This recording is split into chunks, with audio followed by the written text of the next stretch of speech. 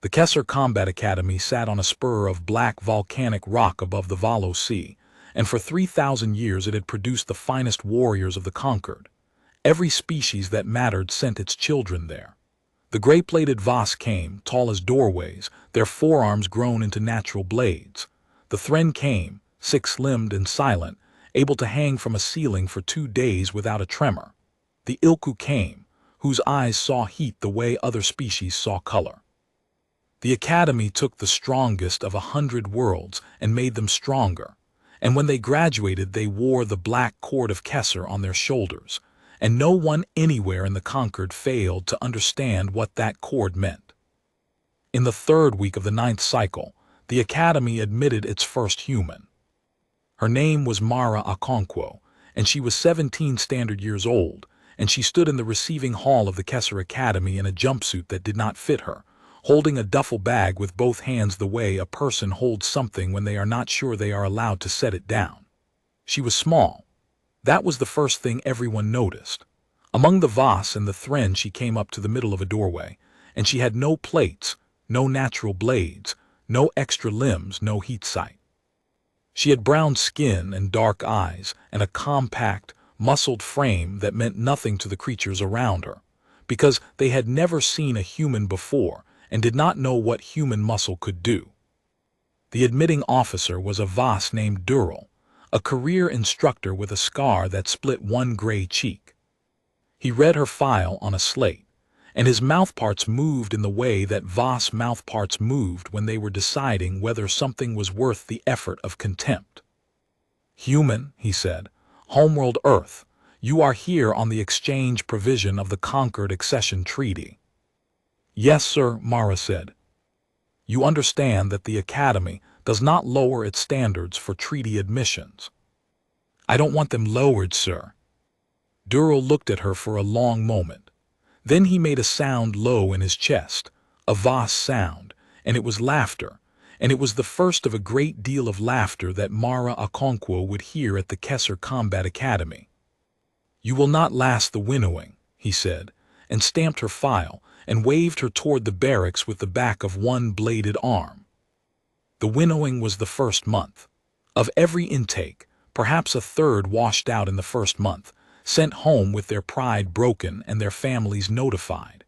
It was designed to break the ones who would break, so they broke early, before the Academy wasted a year on them. Mara learned this from the other cadets in her cohort, who told her about it the way you tell someone a thing you are certain will happen to them and not to you. Her cohort was 40 strong. There were 12 Vas, 9 Thren, 8 Ilku, and a scattering of the smaller warrior species, the Deng and the Korvath and the plated Yumi. And there was Mara, who was smaller than all of them, weaker on paper than all of them, and who had never in her life fought anyone who was not also human. The Vas called her the pet. Not to her face at first, though that came soon enough. They called her the pet because that was what she looked like to them, a small soft creature that someone had brought inside for reasons that could not survive examination. When she walked into the mess hall the first evening, a Vas cadet named Taragoth stood up at his table and made a show of setting down a bowl of protein paste on the floor beside his feet, as if calling an animal to eat. The mess hall laughed. Even some of the Thren, who did not laugh easily, made the soft ticking that was their amusement. Mara took her tray to an empty table in the corner and ate every bite and said nothing. That was the first thing that made her different, though no one noticed it yet, because there was nothing to notice. She simply ate her food and went back to the barracks. She did not cry, and she did not shout, and she did not go home. She unpacked her duffel into a locker that was too tall for her, standing on her toes to reach the top shelf, and she folded her clothes into squares, and she lay down on her bunk in the dark and listened to the Vas 2 beds over describe, in detail, all the ways the pet would fail. The next morning the winnowing began. The first test was the ladder. The Academy had a training tower, 40 meters of black stone with handholds cut into its face, and the cadets had to climb it in full kit against the clock. The Vas went first, and they went fast, their bladed arms sinking into the handholds, hauling their great gray bodies up the wall like something out of a nightmare. The Thren went faster, flowing up the rock with 6 limbs, barely seeming to touch it. The Ilku climbed in the heat-blind dark of the tower's north face and made good time. And then it was Mara's turn. She was slow. There was no way she would not be slow. She had 2 arms and 2 legs and human hands, and she had to find each handhold and trust it and pull, and the kit weighed nearly half what she did. Halfway up, her arms began to shake.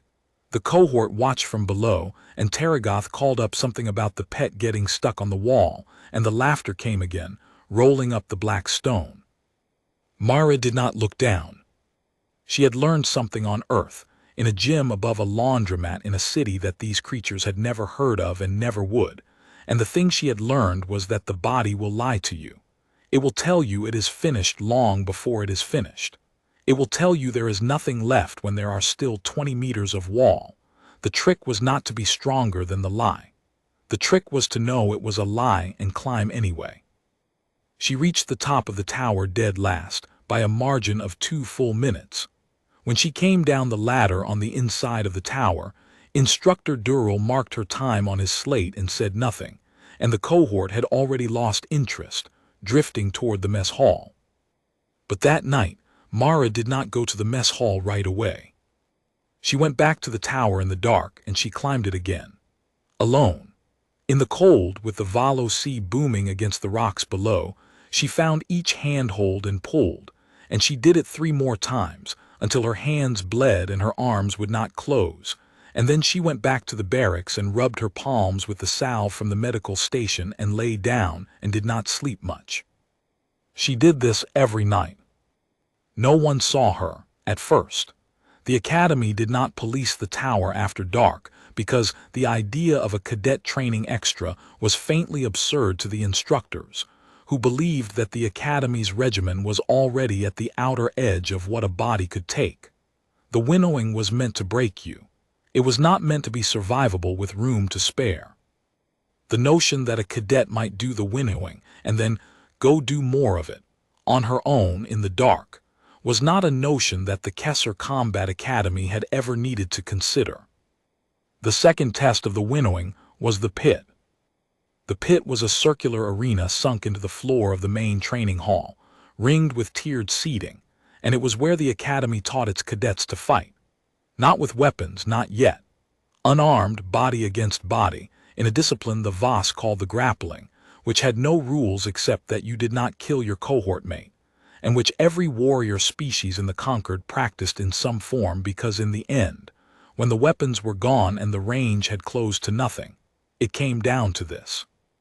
Mara's first fight in the pit was against a Thren. The Thren were not the strongest of the cohort, but they were the fastest and the most flexible, and a Thren could wrap a smaller opponent in 4 limbs and simply hold them until they stopped moving. The Thren assigned to fight Mara was named Is, and Is did not want to fight the human, not because Is was kind, but because there was no glory in it. Everyone knew how it would go. The whistle blew.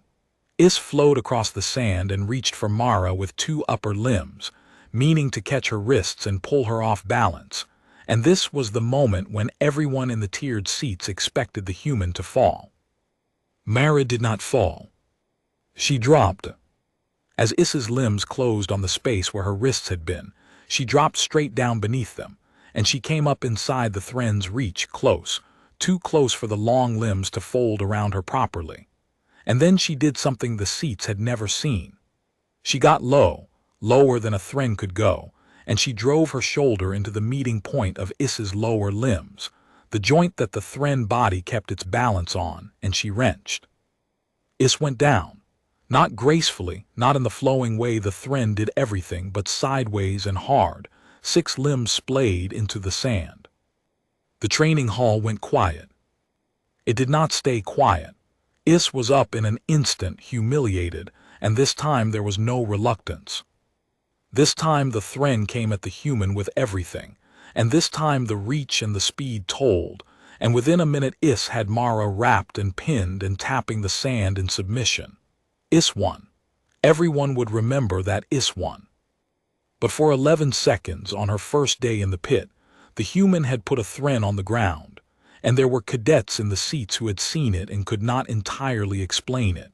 And there was an instructor on the rim, a Voss named Sarat who taught the grappling, who had not laughed. Sarat found Mara after the session, in the corridor outside the training hall. "The takedown," Sarat said. "Where did you learn it?" "Earth, ma'am," Mara said. "We call it a shot. You change levels and drive through the hips. It's the oldest thing we have. It outweighs you by a factor of 3. "Yes, ma'am." "And you put Is on the sand." "For a second, then Is put me down." Sarat regarded her. The Voss instructor had a scar of her own, older than Durrell's, running down her throat. "Is put you down," she agreed. "But you knew you would lose and you took the shot anyway. Why?" Mara thought about the answer for a moment, because it deserved a real answer. "Because if I only fight when I know I'll win," she said, "I'll never fight anyone worth fighting." Sarat said nothing for a long moment. Then she made a note on her slate, and it was a different kind of note than the one Durrell had made, though Mara did not know that yet. The winnowing ground on. Every day there were tests, and every test was built for bodies that Mara did not have, and every day she came dead last or nearly so, and every night she went out into the dark and did more. She climbed the tower. She ran the cliff path along the Valo Sea until her legs gave out. She went into the empty pit and drilled the shot, the level change, the drive through the hips, 10,000 times against a training dummy bolted to the sand, until the movement lived below her thinking, until she could do it asleep, until it was not a technique she performed but a thing her body simply was. The mockery did not stop. If anything, it grew, because the cohort had decided what Mara was in the first week and did not intend to revise it. Taragoth and the other Voss made a game of her. They would set the pace on the morning run just fast enough that she fell behind, and then slow so she caught up, and then fast again, playing her like a fish, laughing each time she closed the gap only to have it open again. They short-sheeted her bunk. They hid her kit. Once they filled her boots with the cold gray paste from the mess and watched her find it in the morning, and the barracks laughed. And Mara emptied her boots and cleaned them and put them on wet and went to the run and finished last, as always, and said nothing. She was, by the end of the first month, exactly what Durrell had promised she would be, the joke of the Kessler Combat Academy, the pet, the treaty charity case who could not climb, could not keep pace, could not win a fight in the pit. When the winnowing ended and the washouts were sent home, the cohort was surprised mildly that the human was not among them. But only mildly. It did not change what they thought of her. It only meant the joke would run longer. What none of them knew, because none of them had thought to look, was what Mara's body was doing in the dark. The academy tested the same things every week and recorded the times, and Mara's times were always last, but they were not the same. Week by week, in numbers too small for anyone glancing at the bottom of the list to notice, they were falling. The gap between the human and the rest of the cohort, the gap that Taragoth stretched and closed for sport on the morning run, was quietly, relentlessly narrowing. Instructor Sarat noticed. Sarat had begun, without telling anyone, to keep her own record. She had a second slate, and on it she wrote Mara's times not against the cohort but against Mara, and the line those numbers drew was unlike any line Sarat had seen in 30 years of teaching at Kessler. It did not plateau. Every cadet's improvement plateaued, sooner or later, when they reached the limit of what their body would give. Mara's line did not plateau. It just kept falling, week after week, as if the human did not have a limit, or as if she had one and simply refused to arrive at it. One evening, late in the second month, Sarat went up to the tower after dark to see the thing with her own eyes. She found the human on the wall. 40 meters of black stone, and Mara was 3/4 up it, moving in the cold with the sea booming below, and she was not fast. She would never be fast the way the Thren were fast, but she was steady, and she was certain, and her hands found the holds without her looking, and Sarat understood that she was watching not a cadet training but a person building herself, stone by stone in the dark, where no one would ever see, into something the Kesser Combat Academy did not have a word for yet. Sarat watched her climb it 3 times. Then the Voss instructor went back down into the academy and did not tell anyone what she had seen, because she wanted to see how far it would go. The academy kept records. This was, in a sense, its whole reason for existing. For 3,000 years, the Kesser Combat Academy had measured its cadets against a fixed battery of trials, and it had written down every result, and from those results it had built a set of records that were, in the warrior culture of the conquered, something close to sacred. The fastest ascent of the tower, the longest hold in the grappling, the highest score on the reaction gate, on the endurance run, on the blade forms, on the full battery of the combat standard. These records had names attached to them, the names of legends, warriors whose deeds were taught to children on 100 worlds. Some of the records were centuries old. A few had never been broken since the day they were set. Mara Okonkwo did not know most of this at the start of the 3rd month. She knew only that there was a wall of numbers in the main hall, etched into black stone, and that the numbers meant something to the other cadets, who slowed when they passed it and read the names with a reverence they showed nothing else. She stopped once to read it, and could not understand the significance, and moved on. By the middle of the 3rd month, she was no longer finishing the morning run dead last. It happened quietly.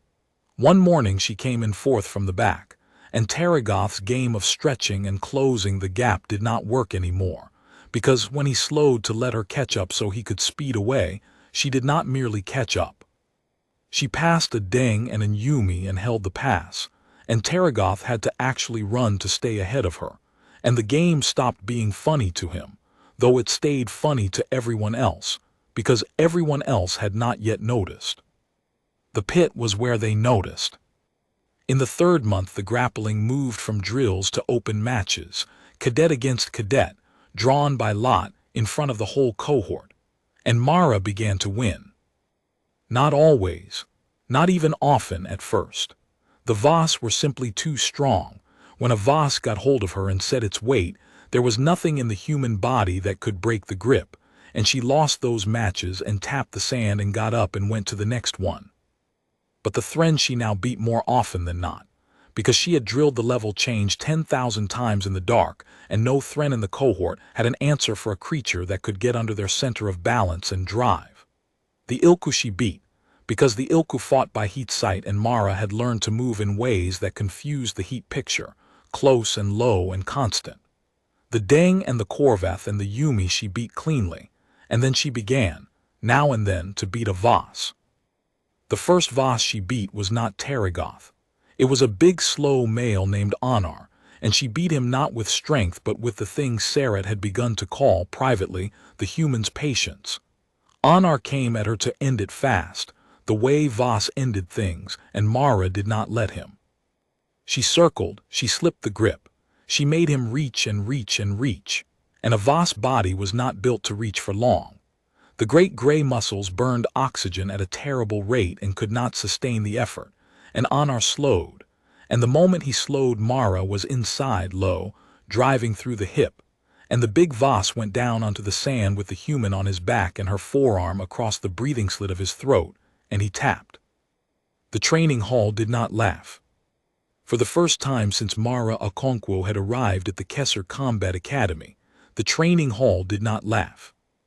It sat in a silence that had something new in it, something that was not contempt and was not yet respect but was on the road between the two, and in that silence Mara got up off the fallen Voss and offered him her hand, the way you did on earth, and Anar looked at the small brown hand for a moment and did not take it and got up on his own.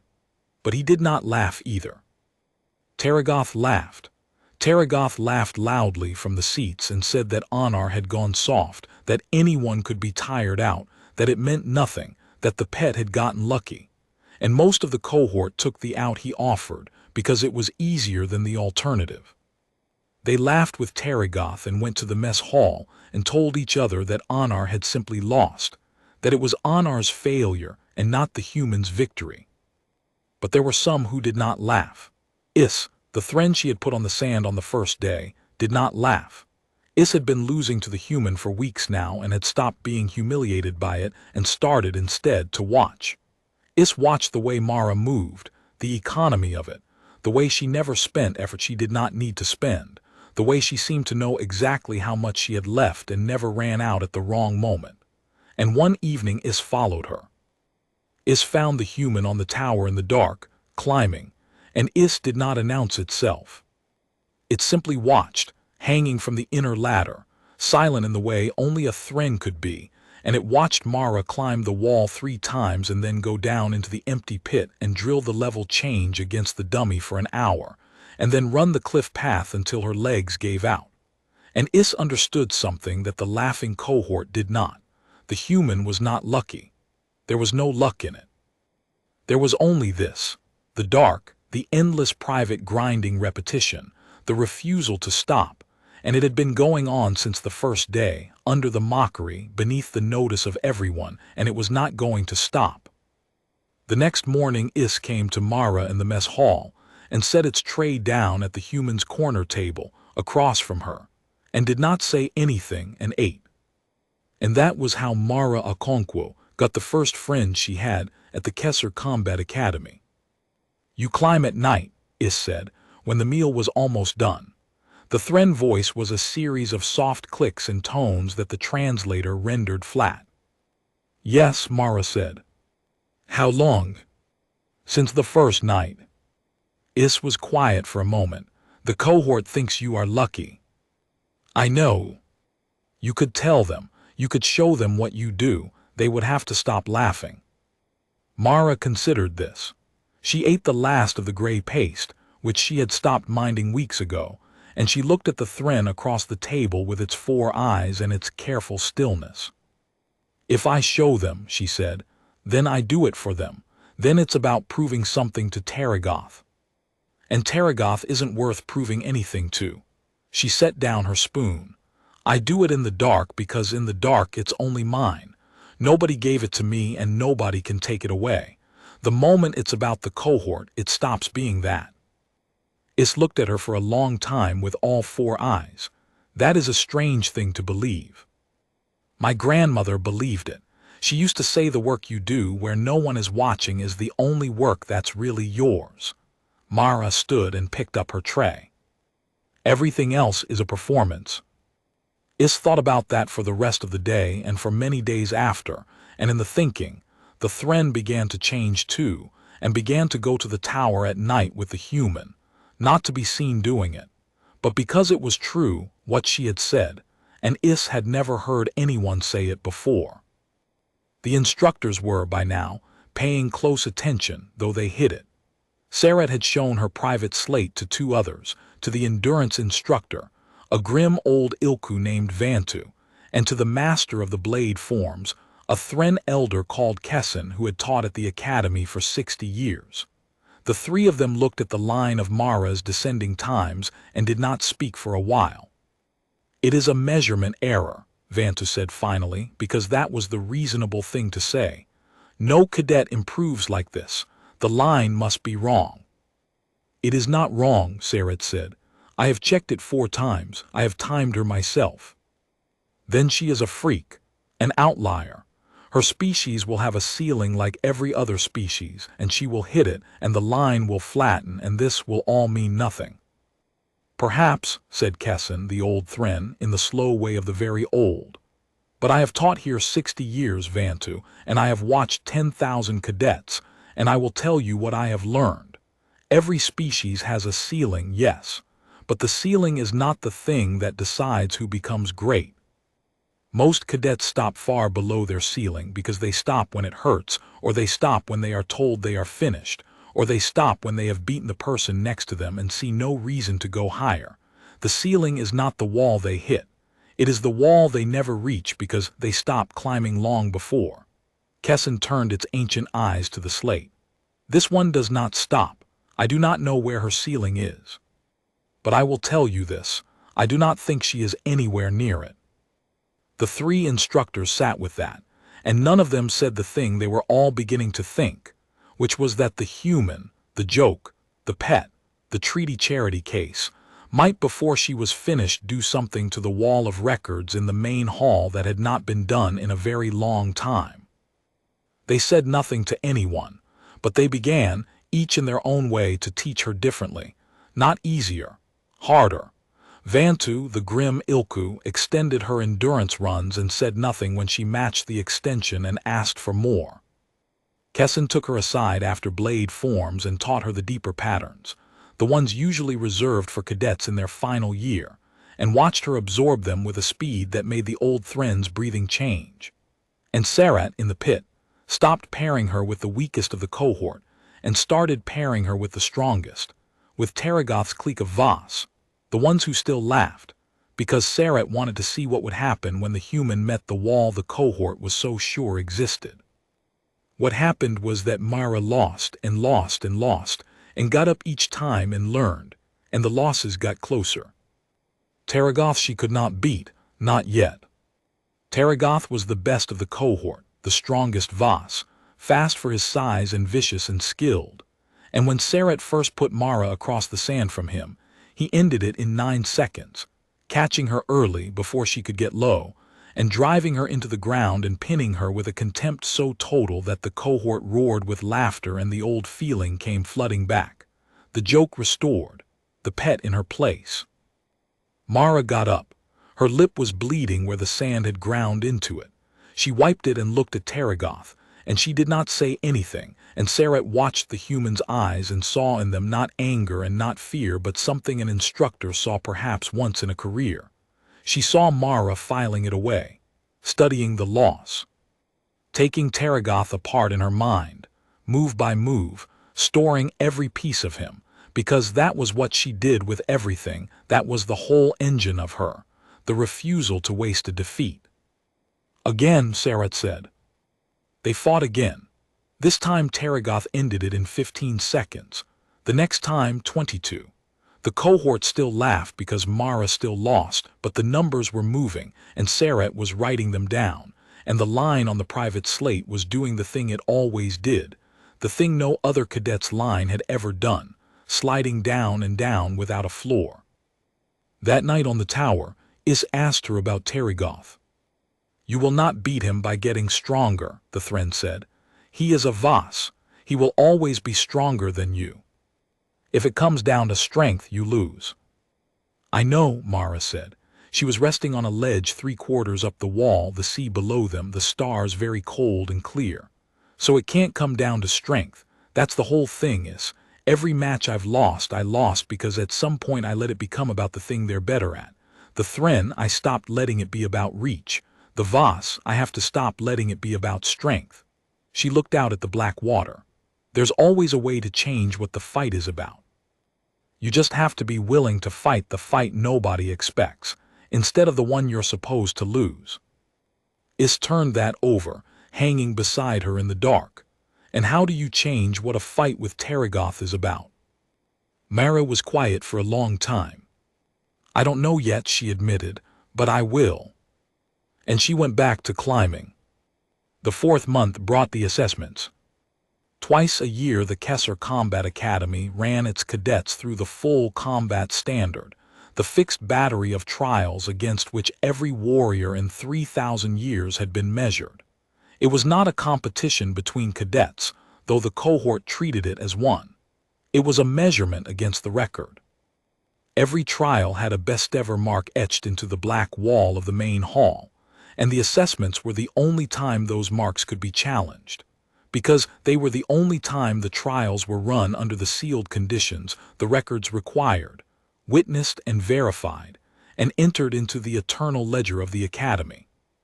No cadet in living memory had broken a record during their first year. The records belonged to graduates, to warriors at the peak of their training, to the legends. A first-year cadet ran the assessments to be measured, to see where they stood, to learn how far they had to climb. That was all. The idea that a first-year cadet might break a record was not merely unlikely. It was a category error, like expecting a child to lift a mountain. Mara Okonkwo ran the assessments in the 4th month of her first year, and by the end of the day she had broken 3. It began with the tower. The ascent record had stood for 140 years, set by a legendary Voss named Cadet, whose name was taught to Voss children as the standard of physical excellence. The record was a time, and it was a very fast time, and no one had come near it in a century and a half. The cadets ran the ascent in order, and the Voss went fast, and Terragoth went fastest of all, posting a time that was the best in the cohort by a wide margin, and that made him swagger, though it was not remotely close to Cadet's mark.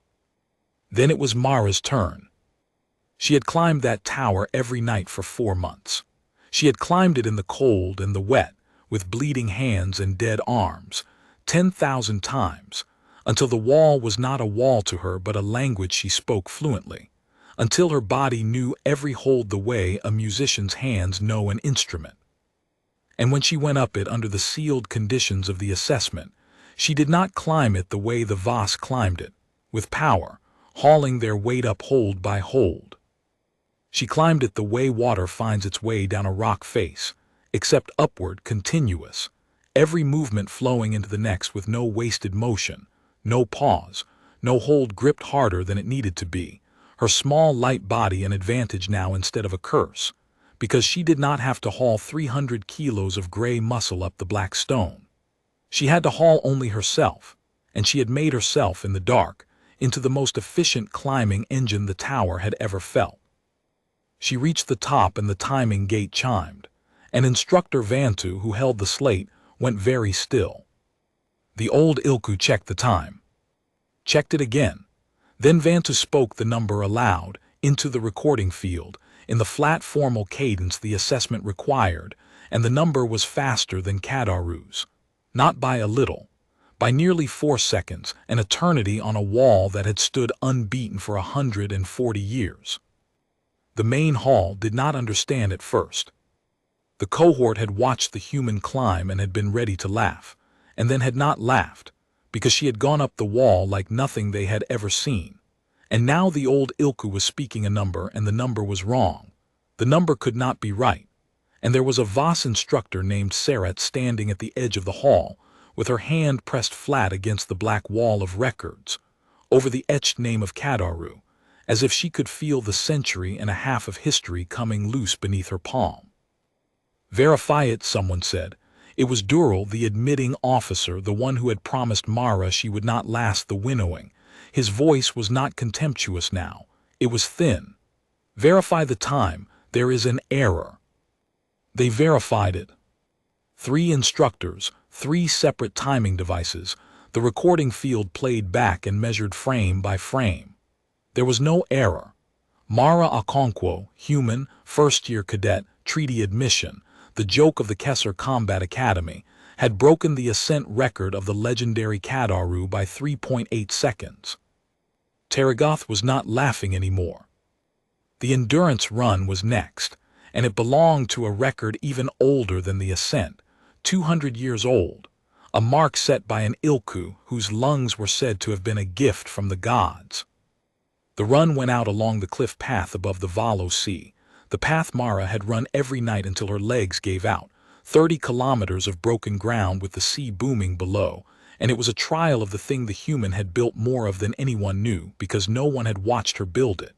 She did not win the run by being fast. She won it by never slowing. The Voss burned out at the halfway mark, as Voss always did. The Thren faded in the last third. The Ilku ran well, ran beautifully, and the leading Ilku cadet finished with a time that would have won any assessment in living memory. And then, 4 minutes later, when they had stopped watching the path because surely everyone worth watching had come in, the human came up the last rise at the same steady pace she had held for 30 kilometers, not faster, not slower, the pace she had ground into her body on 10,000 nights, and she crossed the line, and the time was 2 seconds inside the 200-year record. The main hall was silent again, but it was a different silence now. It had fear in it. The reaction gate she did not break. That record stood, a thread mark that depended on reflexes no human nervous system could match. And Mara posted a strong time but not a record time, and some in the cohort took a strange comfort in the proof that the human was not a god, that there were still things she could not do.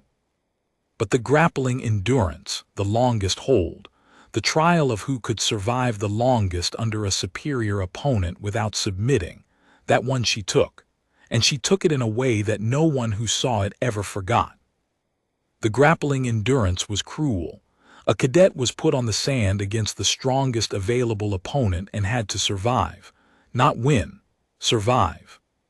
The clock ran until the cadet submitted, and the record was the longest anyone had ever lasted before tapping the sand. They put Mara against a Voss instructor, a full-grown warrior far beyond any cadet, and the cohort settled in to watch the human finally, mercifully, be put in her place, because there was no technique in the universe that let a small, soft human survive a Voss instructor for long. She lasted 11 minutes. 11 minutes against a warrior 3 times her weight and immeasurably her better, and she did it by refusing to let the fight become about strength for even 1 second. She never gripped. She never traded force. She flowed, she gave ground. She folded away from every hold the instant before it closed. She made herself water. She made herself smoke. And the Voss instructor, who had expected to end it in 30 seconds, found itself 8 minutes in, 10 minutes in, gasping, its great muscles screaming, unable to catch the small creature that would not stop moving and would not submit. When Mara finally tapped the sand, it was not because she was beaten. It was because the instructor, in desperation, had gotten a grip that would have broken her arm if she had held out another second, and she was not stupid, and a broken arm was not worth a record, and so she tapped. 11 minutes. The old record was 7. By the end of the assessment day, the wall of records in the main hall of the Kessler Combat Academy had 3 names on it that had never been there before, and all 3 names were the same name, and it was a human name. And the cohort that had laughed at her for 4 months filed past the wall in silence and read the name, and did not know what to do with what they felt. Taragoth knew what he felt. He felt rage. It was not a clean rage, not the honest fury of a warrior outdone. It was something smaller and worse, the rage of someone whose entire understanding of the world has been proven wrong, and who would rather burn the world than admit it. Taragoth had built himself on a simple idea, that he was strong, and that strong was what mattered, and that the ranking of creatures ran from strong to weak with him near the top and the human at the very bottom. And now the human's name was on the wall 3 times, and his name was nowhere, and the idea he had built himself on had cracked straight down the middle, and rather than build a new idea he chose to hate. He cornered her that night in the corridor outside the barracks with 2 of his clique behind him. Not to fight her in the pit where there were rules and witnesses. In the corridor in the dark where a small human could have an accident. "You cheated," Taragoth said. "I don't know how, but there is no human who does what you did today. It is not possible." "So you cheated." Mara looked at him. She was tired, bone-tired. The assessment had emptied her, and she had no strength left for this, and Taragoth knew it, and that was why he had chosen tonight. "I climbed the tower 10,000 times," she said quietly. "In the dark, while you slept. That's the whole cheat, Taragoth. There isn't any other one." "Liar," he stepped closer, and his bladed forearms caught the low light. "I could break you right now. Small, soft, 1 arm, nobody would ever know." And here was the moment.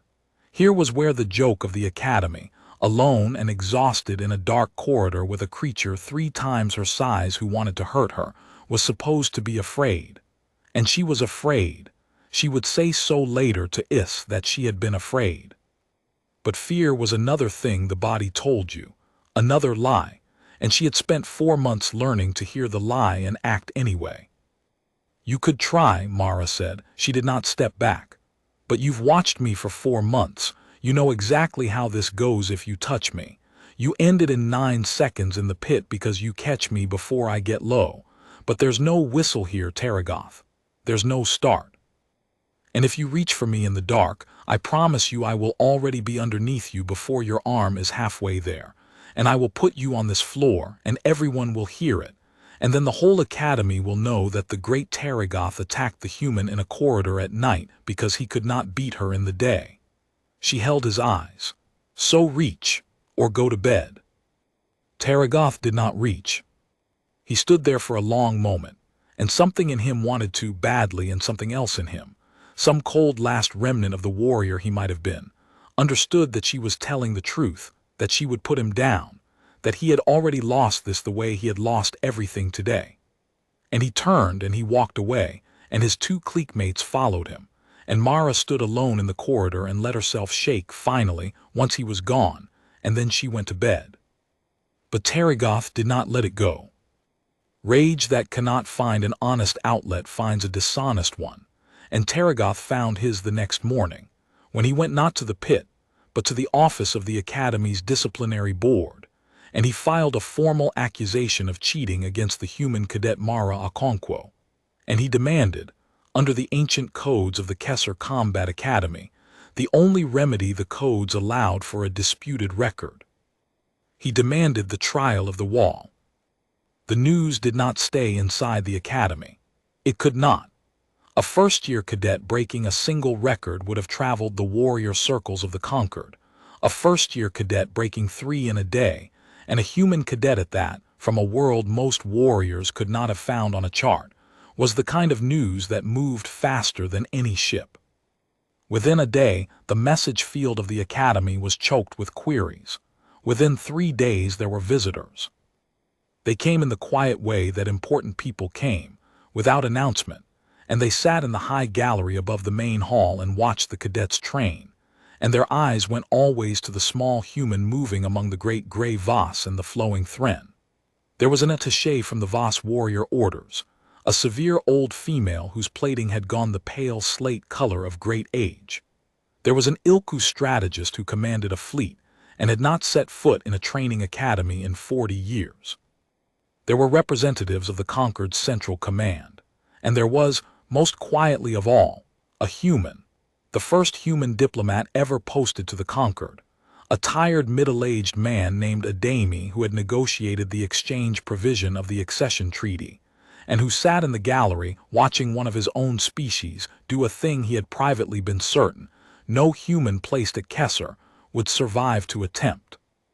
He came to see her afterward in the corridor, and he did not know quite what to say, and what he finally said was, "Your family sends word. They've seen the reports. Your grandmother says." He consulted a slate, and something in his tired face eased.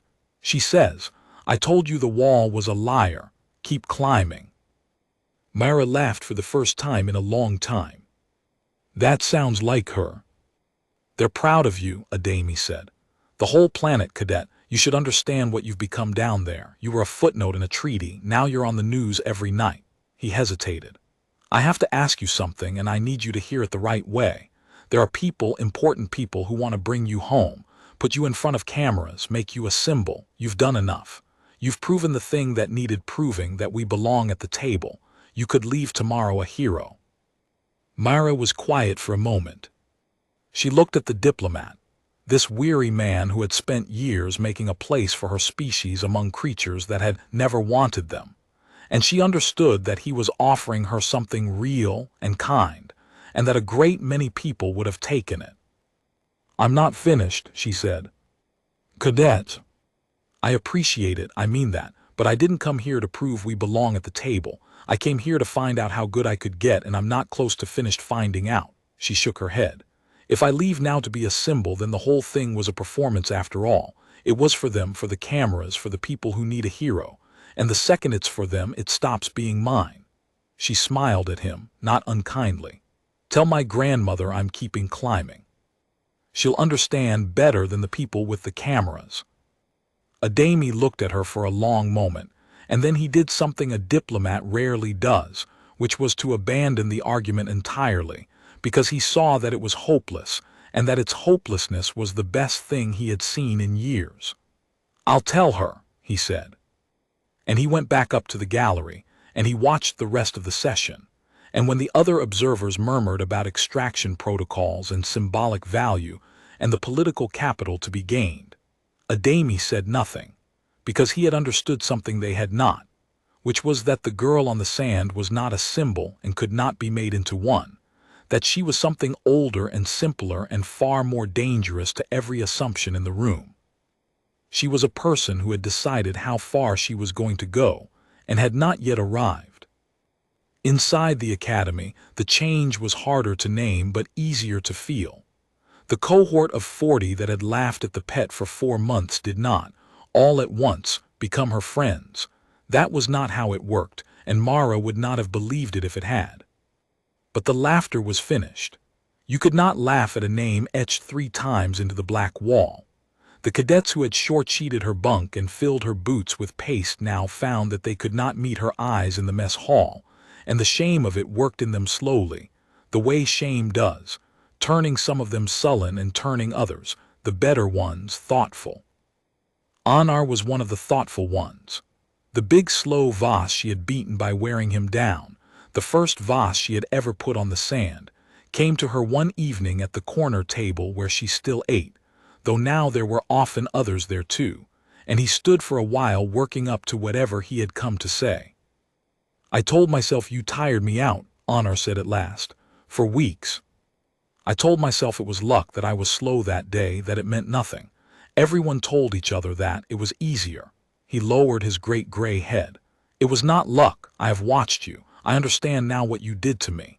You made the fight about the one thing I am worst at, and you did it on purpose, and you did it because you had studied me and I had not studied you because I did not think you were worth studying." He was quiet. "I would like to be worth studying." "Well, you teach me the thing you do, the patience." And Mara, who had been the joke of the academy 4 months before, began to teach. Not because it proved anything and not to build a following, but because Anar had asked honestly, and it would have been a small, ugly thing to refuse.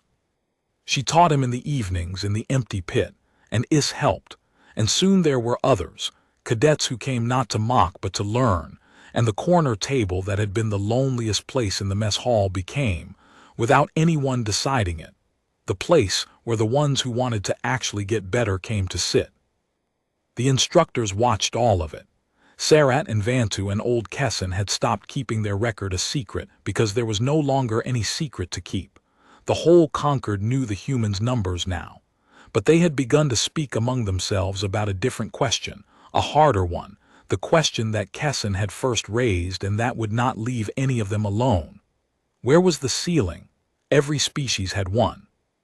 The humans' line had refused to flatten for 4 months, but 4 months was not forever. And surely, there was a wall she would hit like everyone hit theirs. "I have decided something," Kessin told the other 2, one night in the instructor's hall. "I have decided that the question is wrong.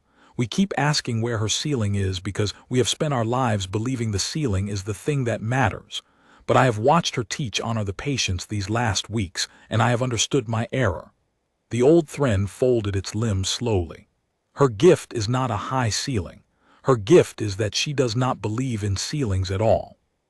She treats every limit as a lie to be tested, rather than a fact to be accepted. And a creature that tests every limit will, in the end, go further than a creature born with a higher one and the good sense to stop." Kessin's ancient eyes were bright. "The Voss are born stronger than she will ever be, but the Voss believe in their strength, and belief in a thing is where you stop. She believes in nothing but the next repetition. That is why there is no floor to her line. She has removed the only thing that ever stops anyone. She has removed the belief that stopping is allowed." Vantu, the grim old Ilku, sat with that for a long while. "Then she is dangerous," he said finally. "Yes," said Kessin. "To every comfortable assumption in this academy, she is the most dangerous thing that has walked through its doors in 3,000 years." The old Thren did not sound troubled by it. It sounded, if anything, glad, the way the very old are sometimes glad to see the world proven larger than they had feared it was.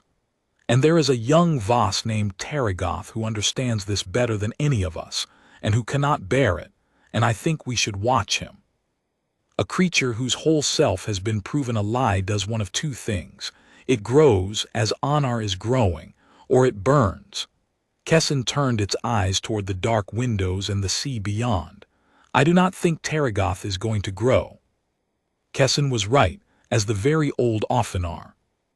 While Anar came to the corner table to learn, Taragoth withdrew into himself and his shrinking circle of loyalists, and the withdrawal fed on itself, and the rage in him curdled into something colder and more deliberate. He stopped competing in the open matches, claiming injury. He spent long hours in the archive, which no one thought strange because cadets used the archive until later when it became clear what he had been reading there. He had been reading the codes, the oldest ones. The ones no one invoked anymore, the dead procedures left over from the harsher academy of centuries past, looking for a weapon, looking for a lever, looking for any ancient and forgotten rule that might let him undo what the human had done to the world he had built himself on. He found it, of course. The archive of a 3,000-year-old institution is deep, and a creature searching it with the patience of hatred will always find something. He found the trial of the wall, the old defense of a disputed record, the procedure so cruel and so nearly impossible that it had not been invoked in living memory. And he read the part that mattered most to him, the part that said the accuser chose the opponents and could name himself for the final trial. And he understood that here, at last, was a way to get the human alone on the sand under conditions he could stack, with the codes themselves compelling her to face him.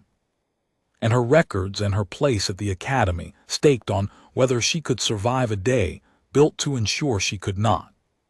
He also read the part that no one told Mara, because no one but Taragoth had read those codes in 100 years.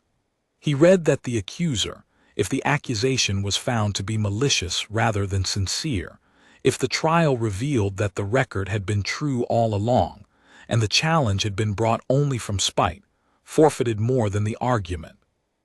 The accuser who brought a false trial of the wall against a true record was himself expelled, his own name struck from every roll of the academy, cast out in the disgrace he had tried to inflict.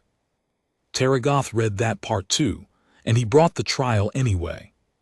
Because he was so certain the human would fail, so certain that 4 trials back-to-back against fresh opposition would empty her and leave her broken on the sand before him, that he was willing to stake his own place on it. That was the measure of how completely he could not accept what she was. He would rather gamble his entire future on her failure than live in a world where her success was real. He did not know, filing his malicious challenge in the disciplinary office with his certainty wrapped around him like armor, that he had just wagered everything he was against the one quality in the universe he had spent 4 months refusing to see. He thought he was betting on the human's exhaustion.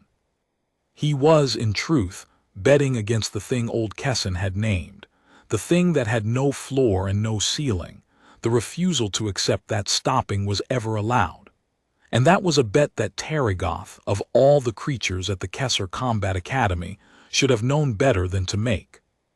The trial of the wall was a very old thing, and a very rare one, and most of the cadets had never heard of it, because it had not been invoked in the lifetime of anyone at the academy. Is found the reference in the archive that night and read it to Mara in the barracks in a low voice, its 4 eyes moving over the ancient text.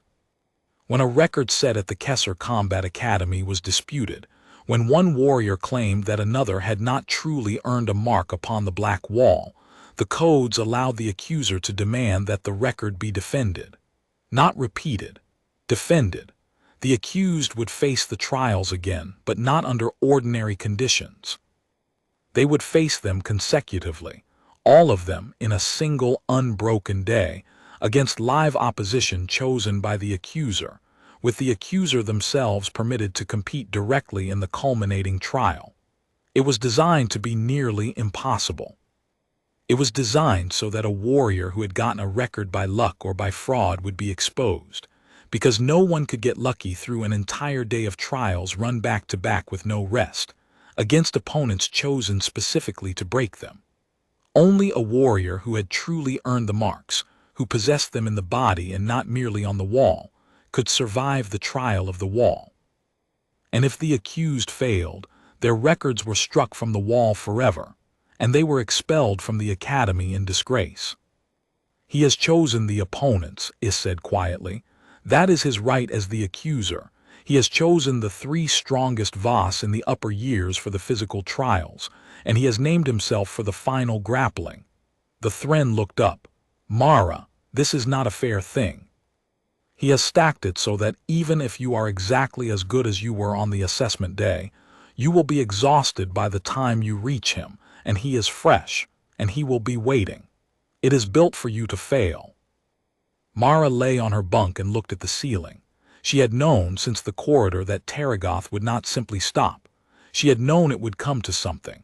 She had not known it would come as this, a formal proceeding under 3,000-year-old codes, with her records and her place at the academy staked on a single day. But now that she knew, she found that she was not afraid the way she had been in the corridor. There was a strange calm in it. The lie of fear was quietest when the thing to be feared was finally clear. Then I'll be tired when I reach him, she said. So the fight with Taragoth can't be about who's less tired. It can't be about strength, and now it can't even be about endurance because he'll be fresh and I'll be empty. She was quiet for a moment. It has to be about something else, something he can't take from me no matter how tired I am. And what is that?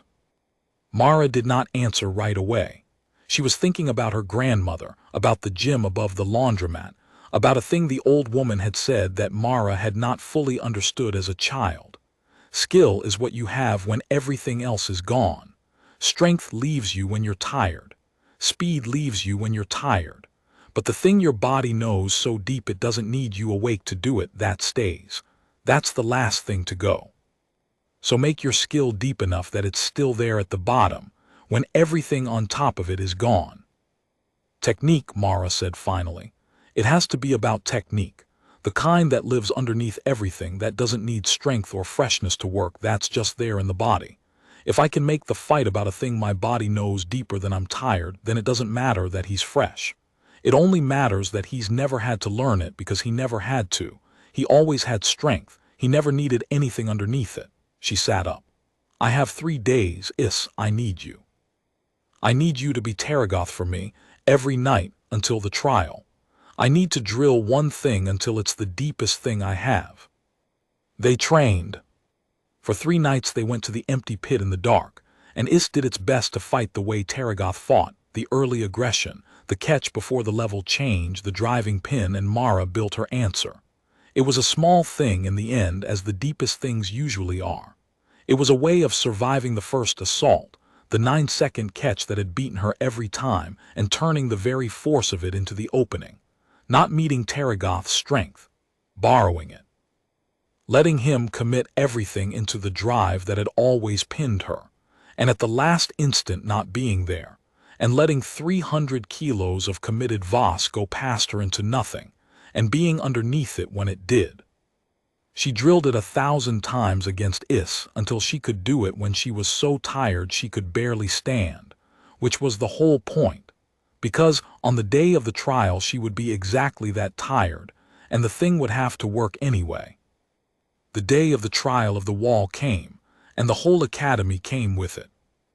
They filled the tiered seats of the main hall, cadets and instructors, and word had traveled beyond the academy too, because a disputed record at Kesser was news across the Concord, and there were observers in the high gallery, warriors of reputation, officials of the warrior orders, come to see whether the humans' marks were true.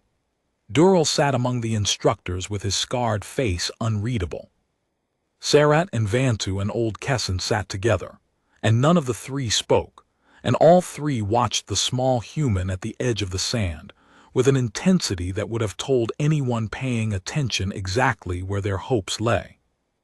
Taragoth stood across the hall in the accuser's place, flanked by the 3 upper-year Voss he had chosen, huge and fresh and confident, and he looked at Mara with the certainty of someone who had built the perfect trap and had only to wait for it to close. The trials began. The tower came first. Mara climbed it against the first of Taragoth's Voss, and she did not try to beat her own record now, because the record was not the point today. Survival was the point, saving strength was the point. She climbed it clean and fast and efficient, and she beat the Voss to the top and came down with her arms already burning, and the first trial was won, and she had spent something she could not get back. The endurance run came second, and this was the cruelty of the trap showing itself, because a fresh warrior could run 30 kilometers or climb a tower, but doing both back-to-back began to empty the tank in a way that could not be refilled. She ran the cliff path with the second of Taragoth's Voss, and the Voss pushed the pace early to break her, spending itself to make her spend more, and Mara held the steady pace her body knew, and let the Voss burn out at the halfway mark as Voss always did, and she came up the last rise alone and won the trial, but her legs were gone now, truly gone, the way they went on the 10th kilometer of her worst nights, and she had 2 trials still ahead. The blade forms came third. This one was not a race but a judgment, a performance of the deep patterns before a panel, scored on precision, and it was the one place she could rest her legs while she taxed something else. Old Kesson sat on the panel and watched the human perform the deep patterns it had taught her in secret, the final year forms she had no business knowing, and she performed them with her arms shaking from the tower and her legs dead from the run, and they were not perfect, but they were true, every line clean, every transition honest, and the panel scored her high enough to pass, and Kesson's ancient breathing changed again, watching her hold the forms together on a body that had almost nothing left. And then there was only the grappling, and there was Taragoth. He had watched her go through 3 trials. He had rested through all of them, fresh, coiled, waiting, and now he walked out onto the sand where the human stood swaying with exhaustion, her arms shaking, her legs dead. 4 months and 3 days of everything she had poured out onto the black stone of the academy, and he smiled the Voss smile that was all edges. "You should have gone home," Taragoth said, low, so only she could hear it. "The pet, the joke.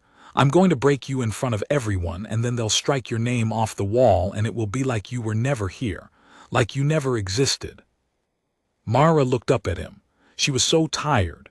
Every part of her was screaming the old lie, the finished lie, the nothing-left lie, and it was not entirely a lie today because she truly did have almost nothing left. Almost. "You've been fresh all day," she said. "You've rested while I bled, and you still had to stack it 4-to-1 to feel safe." She got her feet under her, found the sand with them, sank her weight the way 10,000 nights had taught her. "That's not a warrior, Taragoth. That's someone who's afraid. You've been afraid of me since the corridor. You're afraid of me right now." The whistle blew.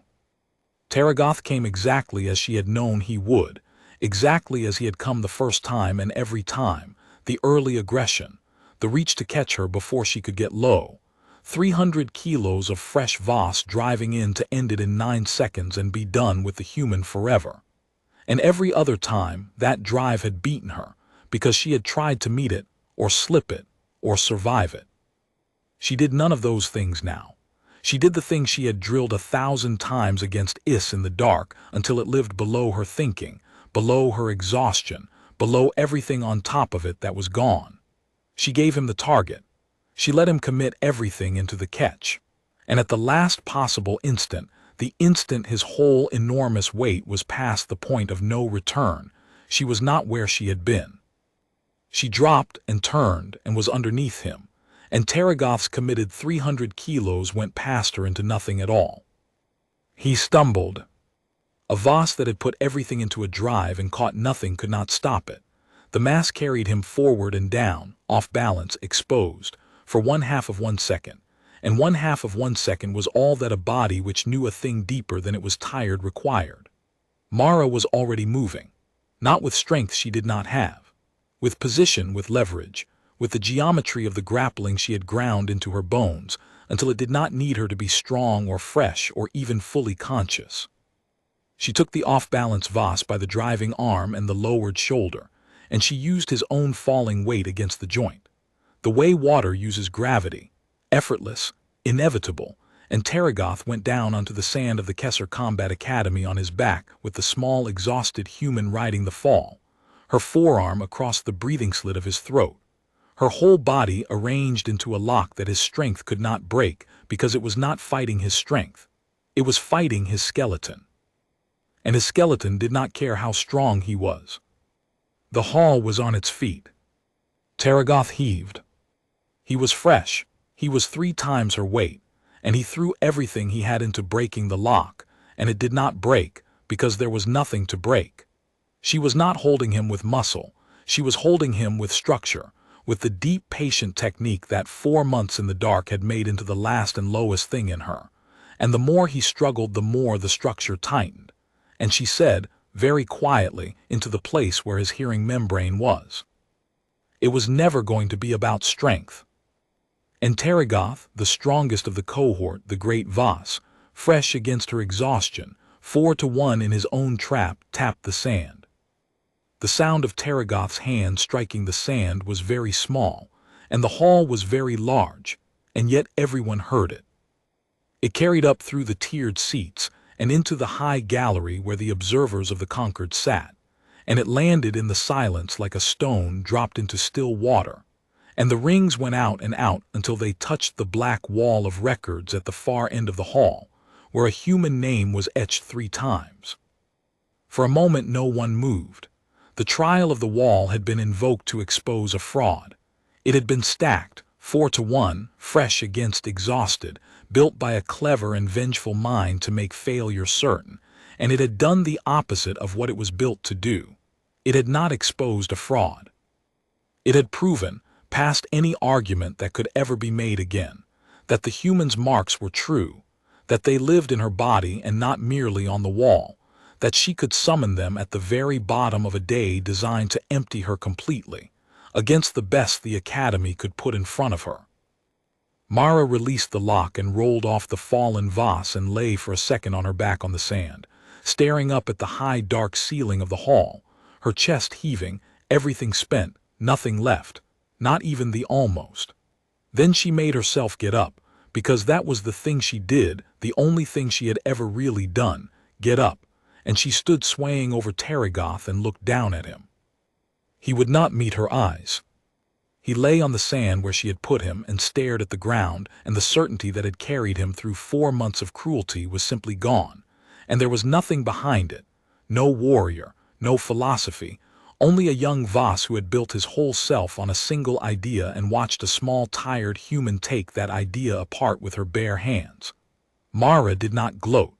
She had no strength left to gloat, and she would not have anyway. She held out her hand, the way she had held it out to Anar, the way you did on Earth. This time the Voss looked at it. He looked at the small brown hand for a long moment, the hand that had just beaten him, and something moved behind his eyes, something that was not rage anymore. That was the first painful crack of a young creature beginning at last to grow. He did not take the hand, but he did not slap it away either. He got up on his own, and he stood, and he faced her, and in front of the whole Kesser Combat Academy, the great Taragoth did a thing that cost him more than the fight had cost her. He lowered his head. It was the Voss gesture of respect, the acknowledgement of a superior, and no Voss gave it lightly, and none ever gave it to something they believed beneath them. And Taragoth gave it to the human, and by giving it he unsaid 4 months of the word pet, unsaid the bowl of paste on the floor, unsaid the corridor and the accusation and the trial, unsaid all of it, as much as it could be unsaid, in one bowed gray head. The hall erupted. It was not applause the way humans applauded, because most of the species in the hall had no hands to clap, but it was the equivalent of it in a dozen forms at once. The Voss chest sound that meant honor, the Thren ticking that meant awe, the Ilku keening that meant a thing had been witnessed that would be told and retold, and it rolled down from the tiered seats and up from the sand and filled the ancient hall to its dark ceiling. And it was all of it aimed at one small, exhausted human, standing in the center of the pit who had, 4 months earlier, walked into this place holding a duffel bag with both hands because she was not sure she was allowed to set it down. It reached her first, flowing down from the seats, and did not say anything at all, because there was nothing a Thren needed to say, and simply stood beside her, close, the way it had sat down across from her in the mess hall on the day it became her friend. Then Sarat was there, and Vantu and old Kessin, the three instructors who had kept a secret record in the dark for months, and Kessin looked at the human with its ancient eyes and said, in the slow way of the very old, 60 years I have taught here. I told them when I first saw your line that I did not know where your ceiling was. I still do not know. The old Thren's breathing was uneven. I no longer think you have one. Durrell came last. The admitting officer with the scarred cheek, the one who had read her file and laughed and told her she would not last the winnowing, crossed the sand and stood in front of the human he had dismissed on her first day, and for a long moment the old Voss did not speak. Then he reached up and touched the black cord of Kesser on his own shoulder, the cord that meant everything in the warrior culture of the conquered, and he inclined his scarred head, and he said only 2 words, but they were the 2 words that undid the very first thing that had ever been said to her in this place. Forgive me. Mara looked at him. She was 17 years old, and she was so tired she could barely stand, and she had just done a thing that would be taught to warriors on 100 worlds for a very long time. And she found, looking at the old Voss who had laughed at her, that she had no anger left in her either, that it had all gone out of her onto the black stone along with everything else. You didn't know, she said simply. You'd never seen one of us before, now you have. She was allowed in the days that followed to understand what she had done. The record she had set on the assessment day stood, verified past all dispute by the trial of the wall, and they were joined by others as the year went on, because she did not stop. Stopping was the one thing she did not know how to do. Before her first year at the Kesser Combat Academy was finished, the human cadet Mara Okonkwo held every combat record the Academy kept. Every one. The ascent, the endurance run, the grappling endurance, the blade forms, and in time even the reaction gate, the one they had said no human nervous system could ever take, which she broke not with faster reflexes, but by learning to read an opponent so completely that she was already moving before the signal came, which the panel argued about for a week and finally, grudgingly, allowed, because the code said nothing about how a reaction had to be produced, only how fast. Every combat record the Academy kept, and it had kept them for 3,000 years, and they had belonged to legends whose names were taught to children on 100 worlds, and now every one of them belonged to a small human girl who had walked in as the biggest joke the place had ever seen. But that was not the thing she cared about in the end. She would tell Isso, on the tower, on one of the nights that they still climbed it together long after they had any need to, because the dark was still theirs, and the work done where no one watched was still the only work that was really hers. The records were on the wall, and the wall was for other people, for the cohort and the instructors and the observers of the conquered, for everyone who needed to see a name to believe a thing. The records were the performance, they were not the point. Then what was the point? Is asked her, hanging beside her in the cold with the Valo sea booming below and the stars very clear. Mara rested on the ledge 3/4 up the wall, the place she always rested, and she thought about her grandmother and the gym above the laundromat, and a city these creatures had never heard of and now, because of her, would. She thought about the first night, when she had lain in the dark listening to the Voss describe all the ways the pet would fail, and had gotten up anyway and gone to the wall. The point was to find out how far it went, she said. They looked at me and they saw everything I didn't have. No plates, no blades, no reach, no strength, no heat sight. And they decided that meant they already knew the whole story, that they could measure me by what I was missing. She looked out at the black water. But you can't measure a person by what they're missing, Is. You can only measure them by what they'll do with what they have, and how long they'll keep doing it after everyone tells them to stop. That's the only number that was ever real. Everything on the wall is just the shadow of that. She reached for the next hold in the dark, her hand finding it without her looking, the way it had learned to on 10,000 nights. I just wanted to know how far I'd go. Turns out the answer was further than anyone was willing to watch. And she climbed in the dark where it was only hers, up the black wall that had once been the whole measure of her weakness and was now the first record of her name, and the sea boomed below her, and the cold stars burned, and the small human who had been the Academy's biggest joke went up the stone the way water finds its way, steady, certain, without a floor and without a ceiling, until she reached the top and stood and looked out at all of it, and then, because she was Mara Okonkwo and stopping was the one thing she had never learned, she started back down to do it again.